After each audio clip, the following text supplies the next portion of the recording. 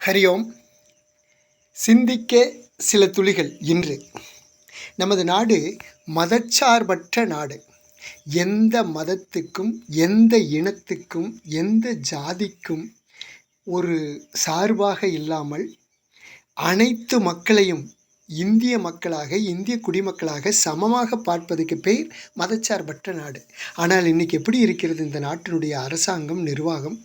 மதத்துக்கு ஒரு சாயம், மதத்துக்கு ஒரு சலுகை, ஜாதிக்கு ஒரு சலுகை.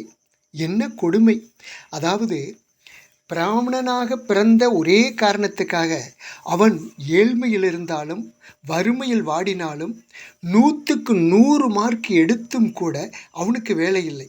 ஆனால் பட்டியலினத்தை சேர்ந்தவன் என்ற ஒரே காரணத்துக்காக ஏழையாக, பணக்காரனாக இருந்தாலும், ஏழையாக இருந்தாக பரவாயில்லை, பணக்காரனாக இருந்தாலும் அதே போல் பாஸ் மார்க் எடுத்தால் அவனுக்கு வேலை.